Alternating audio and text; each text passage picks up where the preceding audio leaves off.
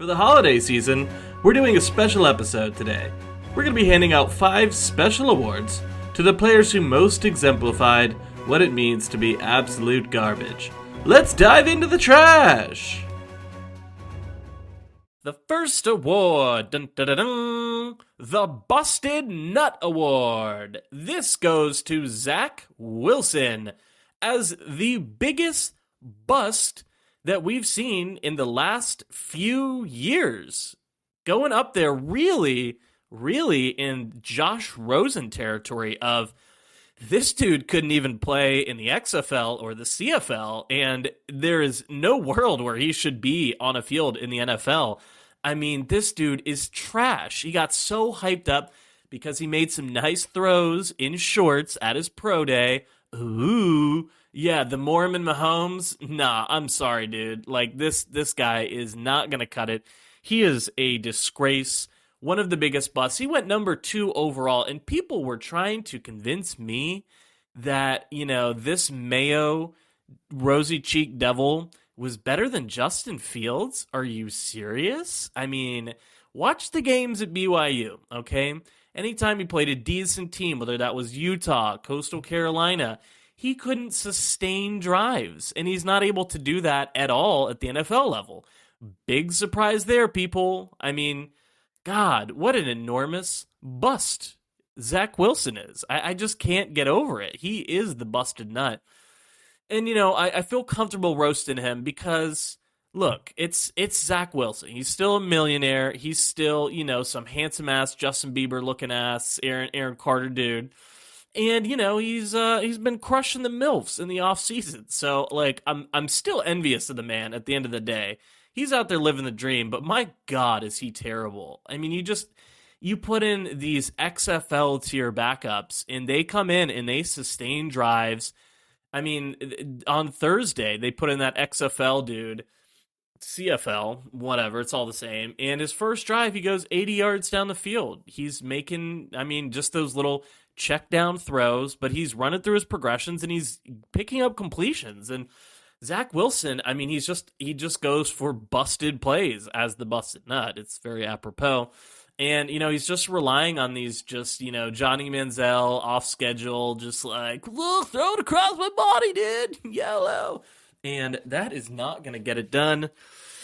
It's Mike White season in New York as the Jets go into another off season after getting cucked by the Jaguars. And another funny thing there is the Jets basically just gave the Jaguars Trevor Lawrence. They went on this autistic run at the end of the 2020 season. They win 2 games against the Rams and the Browns. Absolutely meaningless games. They were clearly the worst team in the league. Both the Rams and Browns were just super injury depleted. There was no reason to win these games, but they just went all out. They went God mode for God knows why. And they pick up the 2 wins, and then they just hand over the number 1 overall pick to the Jaguars, who only had 1 loss. And it's just amazing that they did that, because imagine the Jets with Trevor Lawrence today. Who knows? I don't know if that's a Super Bowl contender today, but God, it'd be right up there. They could make a serious run at the AFC Championship at least. They could win a playoff game or 2. With that defense, Robert Saleh, Sauce Gardner, you have Trevor Lawrence in there. You'd be looking great. And so the fact that they're stuck with this rosy-cheeked, blonde hair, Backstreet Boys, New Kids on the Block ass Zach Wilson, it's just amazing, and it's only a feat that the New York Jets could pull off. Incredible stuff. All right, moving on to the second award here. This is a good one. The Cuck-E-Cheese Award. The player that got cucked by his backup. The player that lost his job, got cuckolded by the backup. That is going to go to Carson Wentz. The Cuck-E-Cheese Award recipient 2022, Carson Wentz. Take a bow, my man. You lost your job to Taylor Heineke on your 3rd team in 3 years. Come on over to the Commandos, which, let's be honest, it's the Redskins. Commanders' worst name of all time, worst colors, worst jerseys. They look like, Any Given Sunday, the movie couldn't get the NFL rights, and they have to come up with some fugazi-ass fake team with a fake logo, and that's what you get with the Commanders. And so, yeah, Carson Wentz got cucked pretty badly. I think it was around week 8. Ron Rivera, who even said as much, asked point blank, they said, Coach Rivera, what do you think is lacking on your team? And this dude just says, quarterback. Like, he literally just said, yeah, Carson Wentz sucks. So Ron Rivera never had any belief in Carson Wentz and handed the keys over to the bull, as it were, in the situation, Heineke, who basically went to town on Carson Wentz's bitch, metaphorically speaking, of course. But one leaves speculation that Carson Wentz's girlfriend or wife or whoever he's with, she may have looked at Heineke and been like, oh, took the starting job, real alpha energy. I'm not one to speculate, but one never knows in the crazy world of the NFL. So the Cocky Cheese Award, got to give that to Carson Wentz. Really horrible fantasy performance throughout the year. Got hot in week 1, went for about 27 fantasy points, I believe. And ever since then, could never really turn it on with any consistency. And, they got some weapons. You got Curtis Samuel. You got Terry McLaurin. Shout out to my Buckeyes. So it's not like there's just nothing to work with there. So I think Carson Wentz, just with the boneheaded plays, interceptions, turnovers, he really just deserved to get cuckolded. I mean, okay, the first 2 weeks, 27 points, and then from there, 8 points, 7 points, 21 points, and then 4 points against Chicago. I mean, that is horrible. Are you serious? Like, you're supposed to be this, talented quarterback. Went number 3 overall, number 2, and that's just terrible. Last chance he got against the Niners, 8.92 points. I mean, just another middle of the road performance. So I think Carson Wentz is the model of how you get cucked. Just don't bring it for weeks on end, and somebody will usurp you, and that's what's happened in Washington. All right, moving on to our third Christmas present of the holiday season. The Brittany Griner, the worst trade acquisition of the year. That has got to go to none other than dangerous Russell Wilson, the absolute worst trade acquisition, not only of the offseason, but easily over the last 10 years. 2 first-rounders, I think 2 second-rounders, maybe a fourth, a fifth, $250 million, give or take. Drew Lock, I mean, basically nothing. Noah Fant, good tight end. I mean, they gave up the world for this guy, and he is literally a Brittany Griner, carpet-munching WNBA player, handed over for the Ukrainian gun lord, very one-sided trade here. So the Seahawks really made off like bandits, and the reason is that they knew something that we didn't about Russell Wilson. So shout out for them for the fleece of the century. And I mean, just looking at the performances of Russ over this season it's been unbelievable. I mean, this guy was, 10 years in a row, only quarterback over the last 8 seasons to have a QBR over 100 each of the last 8 seasons. Been performing at a very high level, and then this year he just came in and just took a diarrhea for 17 straight weeks.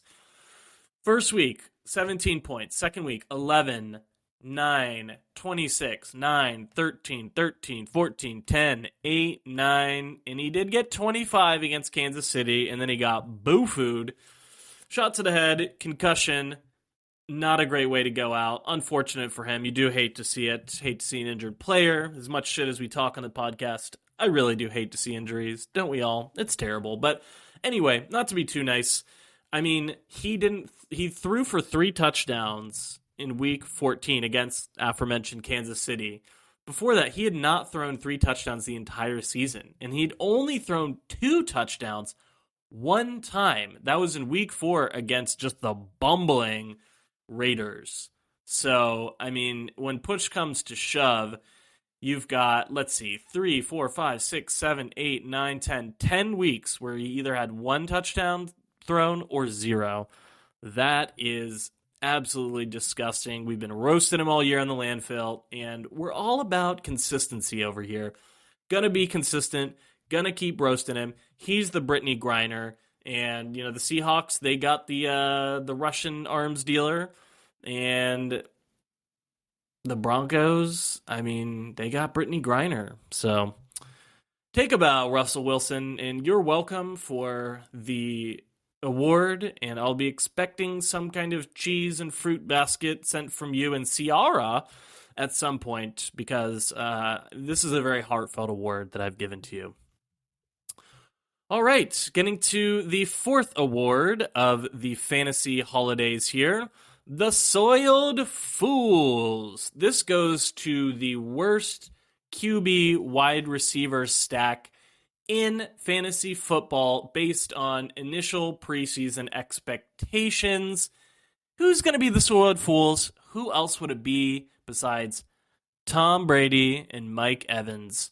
My God, the Brady Evans stack ruined many a fantasy season. I have seen it firsthand, I've seen it secondhand, I've seen it thirdhand from friends, enemies, people on Twitter. I've seen people getting just railroaded by the Brady Evans stack. I mean, my God, how could you underperform more than this season? I mean, not only did Brady just throw his life away for no apparent reason, I mean, Mike Evans is really to blame here as well. Okay, all right. So how many touchdowns did Mike Evans score this season? Three. Come on, bro. In the crab legs Jameis Winston to Mike Evans era, this dude will put up 3 touchdowns in 2 or 3 quarters. All right. In that Bruce Arians, God, the Buccaneers really miss Bruce Arians. I don't know if Brady forced him to retire. That was a whole weird transition, but they got to lay in their bed. Having Todd Bowles, defensive guy, really running this team, it's just been a big step down. Injuries on the offensive line, whatever you want to call it. But Mike Evans to score 3 touchdowns this whole season, I mean, it's just unacceptable. And if you drafted him, probably put up pretty good draft stock to get him, Brady as well. And just think about this. Mike Evans last scored a touchdown. Guess when that was? That was week 4 of fantasy. Okay? All right? That was in September. How is that possible from Mike Evans? I mean, that's just, absolutely disgraceful. And the way he ended the year was even worse. I mean, starting in week 9, when you're really trying to make that run to the playoffs, starting in week 9, he had 6.5 fantasy points, then 7.9, 4.1, 7.9, 6.4, and then 10.8, which was actually good performance for him, given how embarrassing he's been throughout the year. So Mike Evans, I mean, he definitely had some drops. There's just a lot of poorly run routes, a lot of miscommunication. And then Brady, I mean, dude's 45, nothing left to prove. It's kind of hard to roast the man. But, I mean, he was voted the number 1 overall player by his peers before the season. So to have those still lofty expectations and to perform as poorly as he did, it's just, God, very award-winning, but not the type of award Tom Brady likes, the type of award that you get from a podcaster like me who really just loves roasting fantasy players. Okay, Tom Brady had over 20 fantasy points one time. Okay, 20 fantasy points was a bad performance for him last year. He had, 44 passing touchdowns last season? I mean, that one performance against Kansas City, okay, he had 3 touchdowns, and a bunch of those were in garbage time, and that was on 52 passes, so that was the highlight of his year. I mean, let's just look back at the last 6 or 7 weeks. 16, 10, 17, 18, 16, 15, okay? That's not good, all right? And so the Soiled Fools, they really screwed many people. The worst stack in fantasy, most disappointing. Got to go to Brady and Evans, and that's really an understatement. All right, we're getting into the good stuff now. Award number 4, the White Privilege Award. Bum, bum, bum, bum. This is the award for getting a job for seemingly no reason other than being white, and that goes to Cliff Kingsbury. If I could come up with a list of reasons of why Cliff Kingsbury was handed an NFL job and retained for, 3-4 seasons now? Really, the only thing I can think of is he's white. I mean, the dude cannot coach, okay? He couldn't win at Texas Tech with Patrick Mahomes, all right? I don't think he even had a winning record as a college coach at Texas Tech in Lubbock, Texas, and that's a place that gets a lot of offensive talent. And if you can't win games in college, what makes people think you're going to win them in the pros? I mean, it's just when you look at the league and, Brian Flores, great coach for Miami, black coaches, I mean, if they mess up at one point, they're gone. But these white coaches are just kind of like, yeah, dude, I'm like a good hang, and, like my dad knows people in the NFL, and so I'm just going to hang around and like keep this job, I guess. And that's Cliff Kingsbury to a T. I mean, you can't underemphasize how much of a dumpster fire the Cardinals have been all year. One of the absolute worst teams in the NFL, definitely bottom 3, and it's not for lack of talent. I mean, you're talking about you got Nuke, you got Kyler Murray, you got A.J. Green, James Conner, Benjamin, solid backup running back, and they dished him for no reason. And you got Hollywood Brown, you got Zach Ertz, a tight end. I mean, this is a team of players. You got J.J. Watt on the defensive side of the ball. And for them usually takes them about 9-10 weeks to fall off the wagon and just become the pound puppy of the league. No, they started that just week 1, out of the gate.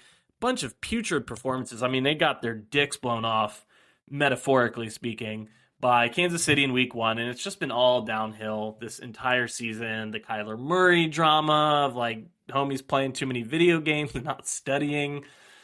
And then you got the DeAndre Hopkins suspension, Hollywood Brown. There's a lot of drama going on with him, and it's just, at the head of this is Cliff Kingsbury. And this is a guy, as I was saying, every year around week 10, when the weather gets cold, the tough gets going, and the Cliff Kingsbury teams just fall off an absolute cliff.